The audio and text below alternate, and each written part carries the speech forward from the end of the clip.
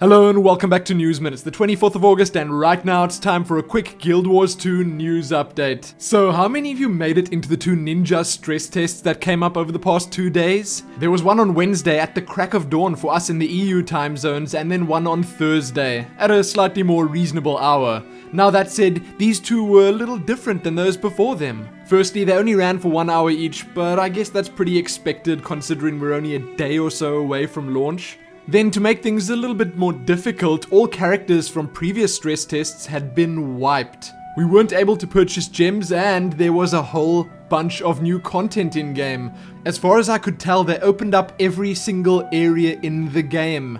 The only thing they didn't expect was that people would run with their level 1 characters through to the level 80 zones. It happened. It really did.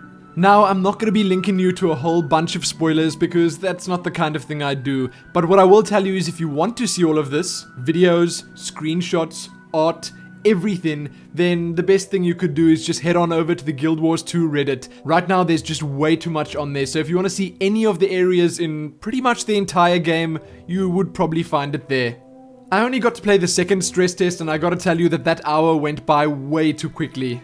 If I had to guess, I'd say that we might see one more 1 hour stress test before launch, if we're lucky, but really that is a bit of a long shot. If you want to see the new areas for yourself or just want to read more about them, then I suggest you head on over to the Guild Wars 2 Reddit. They are constantly discussing the new content there. Along with that, I have linked a couple of images and videos below. Next up, 3 new blog posts over on the official site. In the first one, Bill Freist talks optimization and performance. He discusses his role at ArenaNet, the optimization process they've gone through with Guild Wars 2, the data they've collected thus far, and he even gave us some charts showing frame rates off and how different GPUs fare against one another in Guild Wars 2. The second post, probably slightly more interesting to most, is all about claiming your Hall of Monuments rewards. I say your because I have yet to get started on mine. I know, it's pretty sad.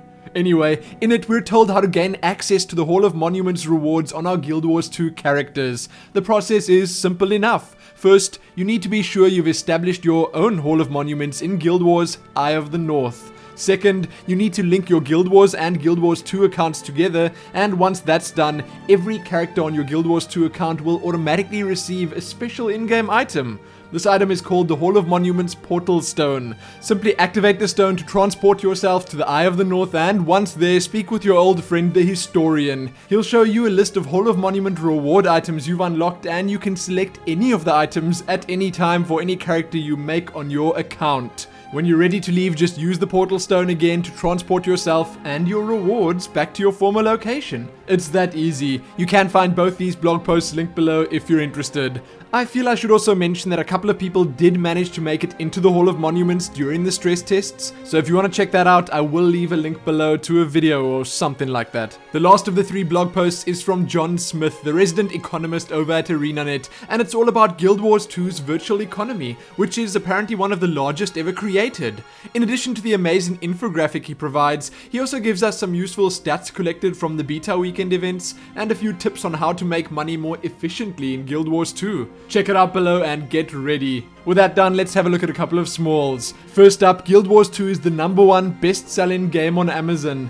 It's also 2nd, 3rd, and 5th, with Mists of Pandaria taking the 4th place. You're now able to link your Guild Wars account to your Guild Wars 2 account. If you've not already done so, check the site link below. The full Guild Wars 2 manual is now available for viewing over at guildwars2.com. The guys from Razer have said that they will be sponsoring Guild Wars 2 teams in the future, and we need to stay tuned for more information. There are a whole slew of Guild Wars 2 dance videos all over the internet. Find a few of them linked below. There's an interesting interview with Jonathan Sharp up over at PC Gamer, and in it he talks PvP, esports, and more. Then lastly, the next part of Wooden Potatoes lore series is up, and there's a rather large interview with him up over at Guild Wars Insider. That's it for this episode. Remember to check the description below this video for everything that I spoke about. Check back here soon for more. Like the video and do all that other good stuff. And most importantly, happy trying to avoid those spoilers, and happy pretty much only a couple of hours to go. Happy that.